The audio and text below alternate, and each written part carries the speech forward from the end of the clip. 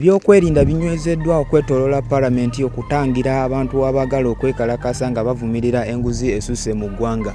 Nkwaniriza ku Mukutu Falke Official wokka ogenda okuba ng'ofuna amawulire agatambula mu ggwanga wamu n'okumanya ebyo ebikwatagana ku baserebu bo mu ggwanga Uganda wamu ne wabweru waalyo. Olunaku olwaleero ennaku z'omwezi nga 23 lwe lunaku olwateekeddwa bannayuganda abo abanyigirizibwa enguzi egenda mu ggwanga oba n'obutali bumativu mu biki ebitambula mu ggwanga era nga mulugunya ku babaka aba Paalamenti. Olunaku olwaleero lwe bavuddeyo ne babeera nga nte boolekera Paalamenti era nga bavuddeyo ne bagamba nti bagenda kubanga beekalakaasa mu kwekalakaasa okutamenya mateeka oba okwekalakaasa okw'eddembe. Era olunaku olwaleero we bukeeredde nga buli omu asuze alowooza ekyo eky'okubeera nga atambula ogenda wali ku Paalamenti kye batasobodde kubanga bakyusa era ne babeera nga bakiteeka mu nkola. Naye nga we twogerera olunaku olwaleero oyinza okubeera nga oli eyo nga tomanyi kiki kikeezezza abantu bano kubeera nga nte boolekera Paalamenti oba okubanga beekalakaasa mu kwekalakaasa okw'eddembe. Ensonga eziri okuluma abantu bano abakedde okwekalakaasa era nga batambuza ebigere okuva mu bifo eby'enjawulo nga we boolekera Paalamenti y'eggwanga Uganda biri ebintu 7 ebibaleetedde okubeera nga nte bateekawo embeera ey'okwekalakaasa mirembe.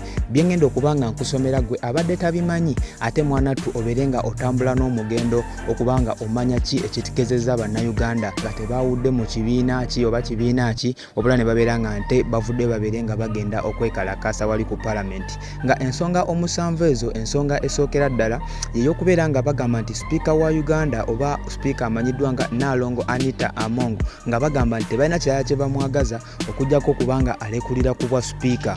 Ensonga ey'okubiri bano abantu abakedde okwekalakaasa nga bagenda ku Paalamenti bagamba nti bakamishona ba Paalamenti abana abava ne beegabira ensimbi y'omuwi w'omusolo nga akasiimo nga nabo baagala balekulire. Ensonga ey'okusatu nga bagamba nti baagala okukendeeza ku muwendo gw'ababaka ab'omu Paalamenti ennamba nti eyitiridde nnyo era nga ensonga ey'okuna bagamba nti ababaka ba Paalamenti bonna abeenyigira mu buli bw'enguzi wamu n'obulyake okulekulira ebifo byabwe. Ensonga ey'okutaano ebatambuza olunaku olwaleero nga bagamba nti baagala okunoonyereza ku by'obugagga by'ababaka ba Paalamenti n'engeri gye babifunamu era baveeyo babeere nga babifulumya omuyi w'omusolo oba munnayuganda asobole okuba nga amanya engeri gye babifunamu. Ensonga ey'omukaaga kuliko okukendeeza omusaala wamu n'ensako y'ababaka ba Paalamenti okudda ku bukadde 3. Era nga ensonga ey'omusanvu bagamba nti okukkiriza bannayuganda okwetaayiza mu ddembe lyabwe ery'okukuŋŋaana nga mpawo abakugira. Newankubadde bannayuganda bavuddeyo ne babeera nga bakeera okutambula ogenda ku Paalamenti okulaga obutali bumativu bwabwe mu mbeera egenda mu ggwanga wamu neki ekitambula mu Paalamenti nga wembikusomedde ensonga eziviiriddeyo okubanga zibaleetera okutambula mirembe. Kinajjukirwa nti poliisi y'eggwanga Uganda oba Uganda Police Force yakukozesa amaanyi gonna agagiweebwa eri oyo munnayuganda oba omuntu wanaavaayo n'agamba nti atambula era nga yo egamba nti okutambula kuno tekwakkiriziddwa era tekuli mu mateeka. Kati nange wano wembuliza nti wekibanga ssemateeka akkiriza bannayuganda okwekalakaasa mu mirembe nga waliwo ebibanyiga lwaki ab'ebyokwerinda baba beekengera?